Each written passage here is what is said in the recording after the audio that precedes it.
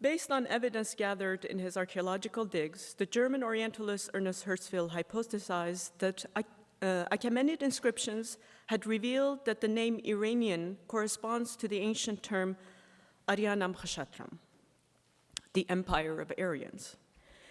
In November 1934, Reza Shah Pahlavi decreed the permanent change of the country's name from Persia to Iran, signifying the land of Aryans.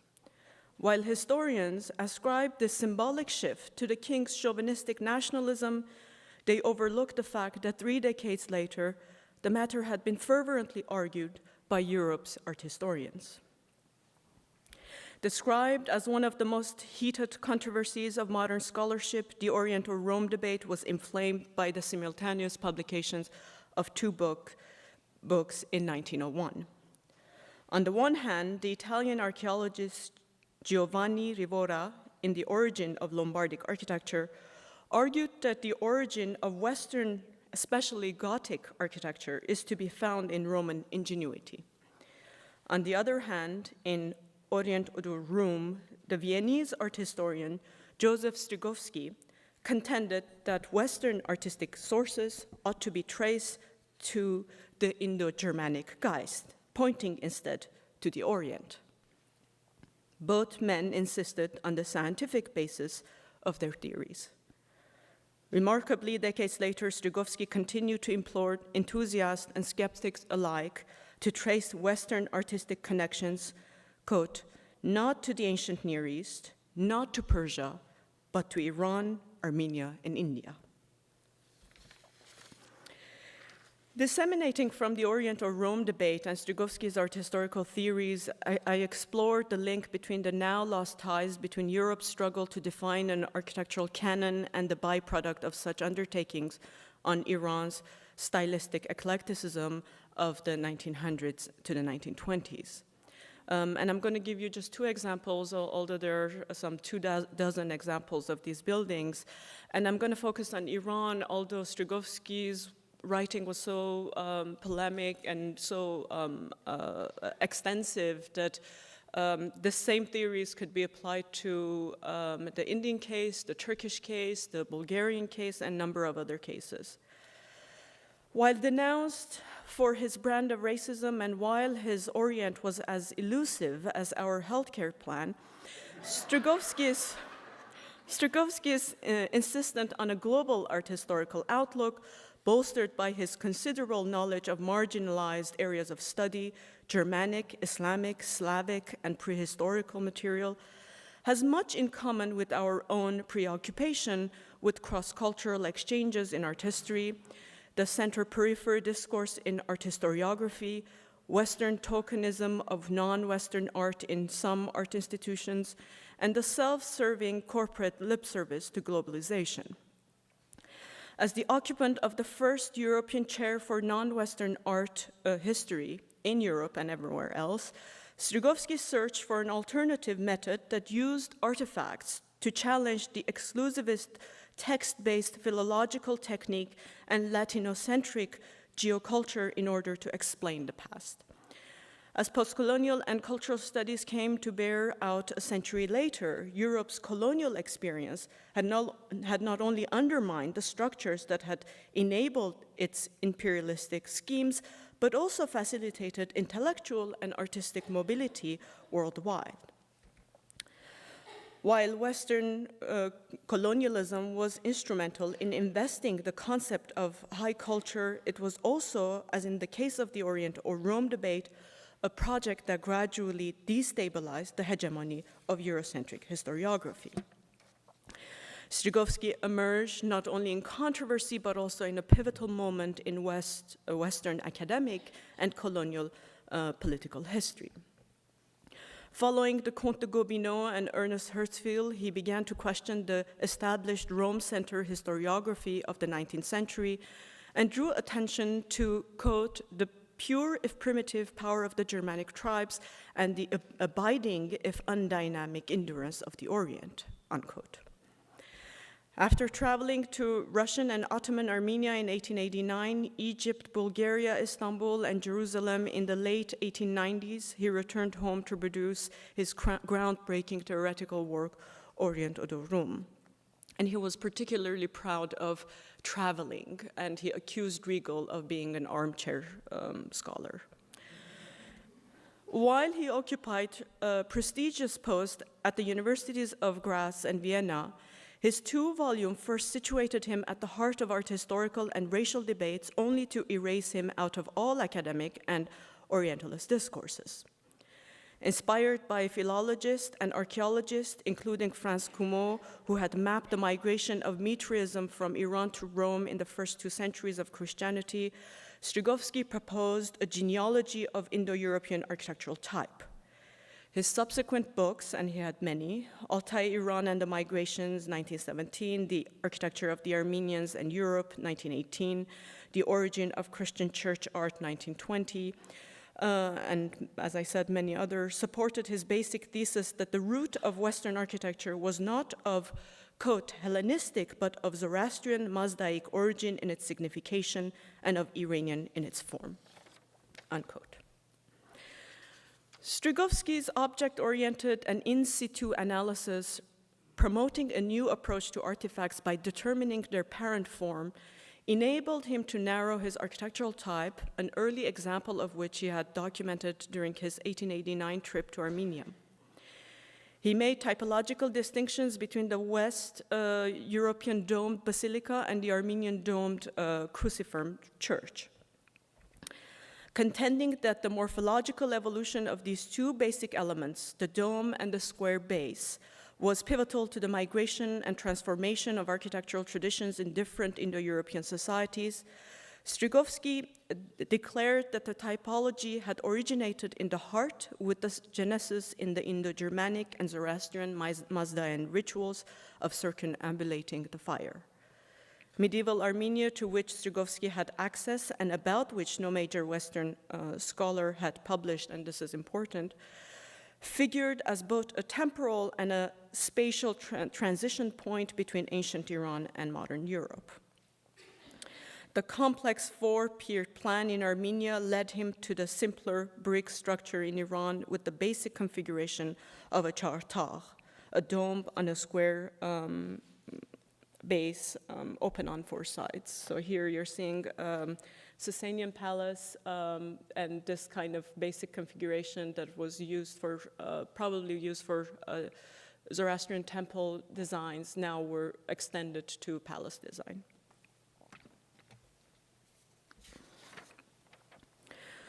Following the Orient or Rome debate, Iranian reformists who came to power after the first constitutional revolution in the Muslim world in 1906 began to recast their national art onto an ideological discourse influenced by Strygovsky's remapped art history. The debate not only strengthened on pseudo-scientific grounds their scholarly claims to cultural and racial superiority, but also provided them with the historiographical method of rise and decline, where in writing local art and architectural histories, selected artifacts were defined as high art in the larger context of identity and class formation. The local appropriation of the Orient or Rome debate, and not just by Iranians, but also by Indians, Armenians, Turks, Bulgarians, and many others, not only exposes the discursive worth of the re-examination of pedantic art historical disputes, but also projects the debate proper onto a global and enduring flow of regional histories as validly global. In defense of constitutionalism and territorial integrity, the Iranian intelligentsia of the 1900s to the 1920s advocated a return to Iran's pre-Islamic culture, religion, and language, and drew public attention to pre-Islamic sites. And here you're seeing Persepolis, the most famous one, and Cyrus's tomb at Pasargada. They then began to categorize their land's artistic production not under the rubric of Islamic art, but rather as a long Indo-European canon that had been contaminated by what Strygovsky called the Semitic divide of the Eastern and Western branches of Indo-Europeans. In 1906, Agha Kermani, the famed literary critic and author of Alexander Mirrors, situated Indo-European nations in an old Iranocentric universe. Subsequently, prominent members of the political elite, including Pirnia, Tarizadeh, Furughi, Shahrokh, and Hekmat, underscored time and again the basic idea that, quote, the country would be saved from backwardness and imperialism by cleansing the language, by reviving Zoroastrianism, and by rebuilding the centralized state of the Sasanians. Furughi characterized Cyrus the Great as the one who expanded our country from Egypt to India, insisting that that was the natural borders of Iran. As the editor of Le Journal de Téhéran, Nafisi maintained that while Iranians have, quote, forgotten all our past historic brilliancy, our struggle against Babylon, Athens, Sparta, Rome, and Byzantium, we nevertheless have an equal right among civilized people because we are the architects of civilization. In reaction to the national humiliation brought about by the treaties of Golestan, Turkmenche, Paris, as well as the late 19th century economic capitulations, the reformists compensated for Iran's military decline through art historical discourses. On the rhetorical level, their psychological anxiety over the chronic loss of peripheral territories was often traded for utopian expressions of pre-Islamic civilizational grandeur and Persian racial valor. Western discourses on race and taste opened the space to search for a prominent place for modern Iran on the world stage. Strygovsky's version of art history was persuasively convenient and timely. Many of the political anxieties of the reformists were echoed in Strygovsky's pan-Germanic writings. Nostalgia for a once great empire, military and economic decline caused by royal absolutism, unwanted clerical authority in the state's affair, and above all, the alluring promise of modernity through revivalism. Like Strygovsky, who had denounced the talentlessness of contemporary patrons, including Kaiser William II, and had championed the idea of a new Germanic artistic hero, the reformists indicted Qajar kings, including Nasir-Din Shah, as culturally ignorant sovereign and a man with no taste.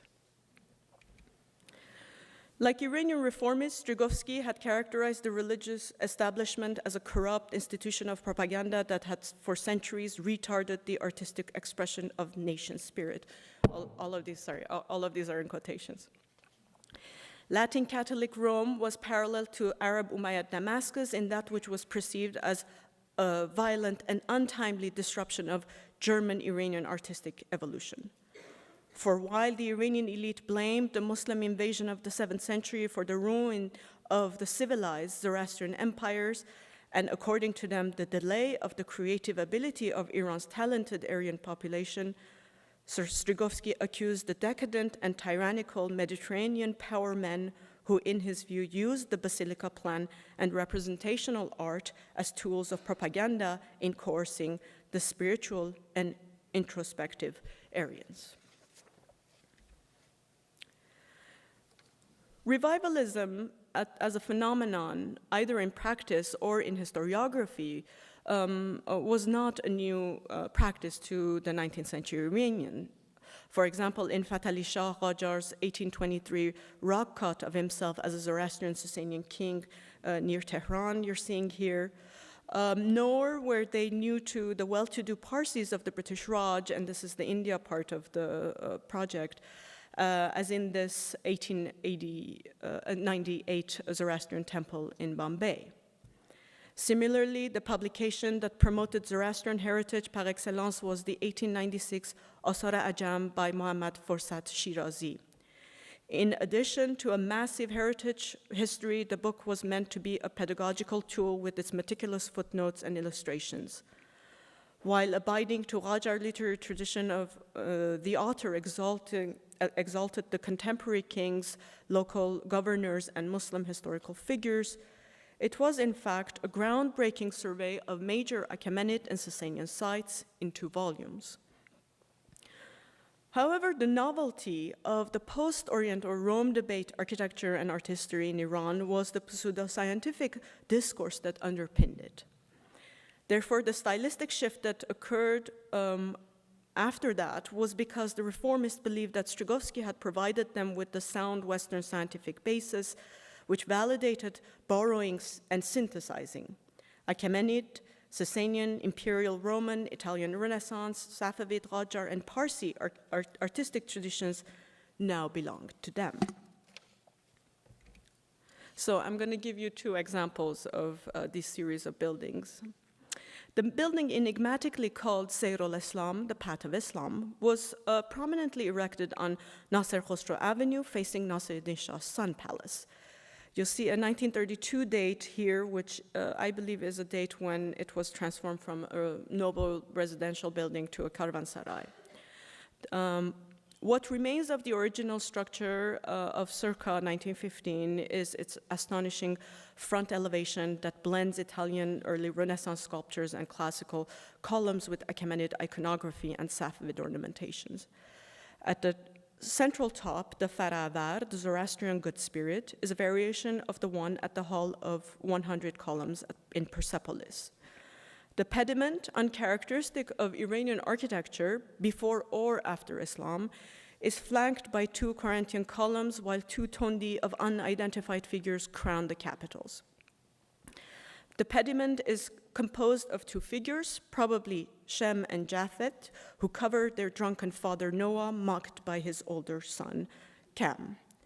Japhet, who according to the Bible is the forefather of the northern white people of Europe, had a son, Madai, of the Median dynasty, who after a century of rule over Greater Persia, conceded power to Cyrus and formed the Achaemenid Empire. Clearly they knew their artistry, or at least their Bible. The facade is further adorned with four niches. In the southern one, a semi-nude female seats at the foot of a young man. It is probably a reinterpretation of Donatello's Judith and Oleferus, commissioned for Palazzo Medici Riccardi's garden.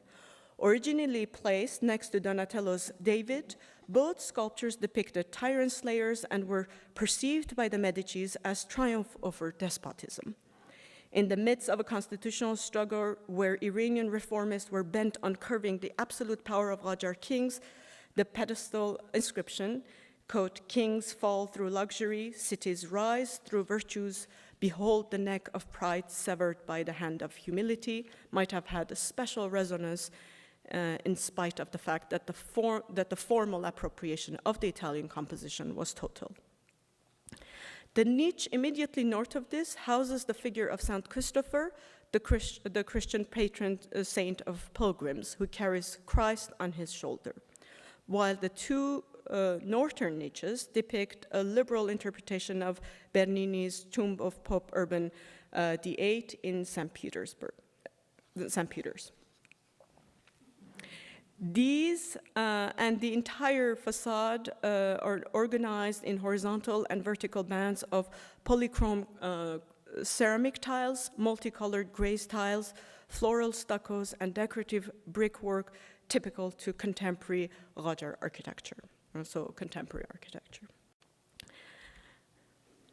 The most politically explicit example of this style is seen in Reza Shah's first commission between 1922 to 28. So I showed you an early example, and this is sort of one of the last examples. It's the Green Palace. Directly facing the palace of the last Qajar king, Ahmad Shah, the erection of this new palace was not only designed to challenge the Ancien Regime's fading political legitimacy, but also signaled a difference in royal taste. While it intentionally utilized Western-inspired morphology, symmetric plan, construction material, and decorative motifs, Reza Shah placed Iranian architects and craftsmen in charge. In sharp contrast to the brick facade of the Qajar Palace, the green marble slab of the Green Palace were outdone by the selection of Renaissance reliefs depicting concerts of infants playing a variety of instruments. Well-executed copies of Luca della Robbia's 1438 Cantoria for the Cathedral of Florence, the left relief is a copy of Luca's The Drummers, whereas the one on the right, a replica of children singing and dancing. And they're such a good copy that they're probably commissioned from Italy. The interior decorations relied on the Achaemenid motifs of the king slaying a lion, copied of the original from Hall of 100 Columns at Persepolis. And then you have another one from Susa. These Renaissance, Baroque, Romanesque, and Achaemenid icons were in turn incorporated into a rich amalgam of Safavid and Qajar architectural elements. For example, this very rich mirror work, and other places you have tile work and wood inlay work.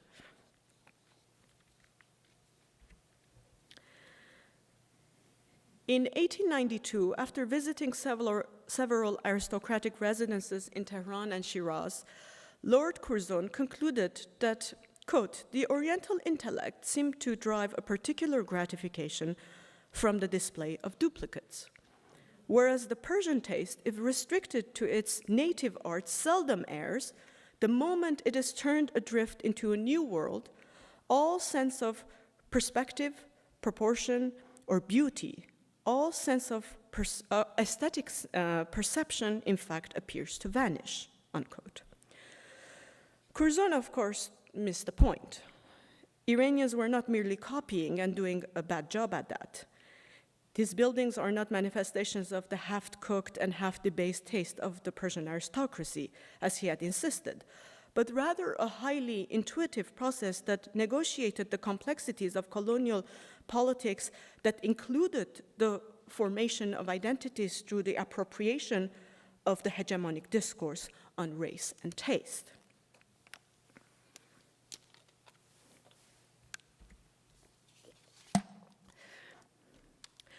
Then the political claims in the Orient were manifest expression of the thoroughly art-historical disputes in and of Rome.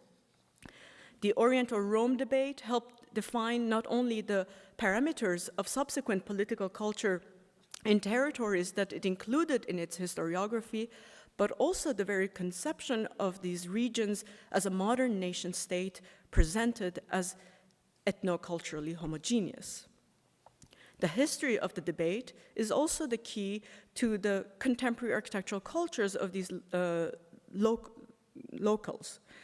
Its significance, however, does not concern Iran alone, for an examination of the debate supplies the historiographical missing link between the local grievances and Western imperialism and questions the depth of our Orientalist historiography. Mere inclusion is not enough, though. Beyond the need to address the original anxiety of the debate, the very premise of the initial question ought to be contested. A return to Strygovsky's work not only raises issues of regionalism and local agency in formulating art historiography vis-à-vis the Western canon, but serves as a rhetorical as well as empirical strategy that might lend to a deeper grasp and critique of both the Orient or Rome debate proper and our own constructs of historical artifacts. As Keith Moxie argues, quote, it is in the clash of rhetorics rather than through appeal to really what happened that historical insight is obtained, unquote. As a result, whether Strygovsky's version of art history is really what happened is not my concern. Instead, these now historical debates form a foundation on which to suggest that mimicry and hybridity have always been the artistic norm. The local appropriation of Western theories to resist cultural colonialism was not unique to Iranians. Before being colonized by their own nationalism, the other, and Iranians and many others, they were challenging their European counterparts in the principle of post-Enlightenment imperialism, rhetoric on universalism, globalization, and an expansionism of high culture. The eclectic architecture and historiography that they invented were therefore conceptions envisioned beyond the specificities of place and time, an architecture of the global that was produced 1 century before today's often tokenist rhetoric on multiculturalism and globalization. It was universalistic because it claimed as its own the tropes of those civilizations that its patron perceives as worthy beyond geopolitical and chronological categories imposed by Western historiography. The proposition that it was anti-colonial because it masterfully engaged the idiom of European imperialism against Europe's cultural expansion perhaps is that new historiography that we ought to deploy. By destabilizing Western intellectual discourses, these locals invented their own version of the global by going back to specific art historical localities.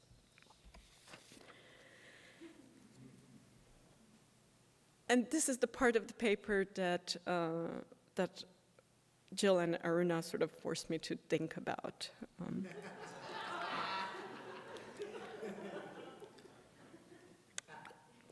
And this is the first time I'm including anything from my domestic life into my professional life.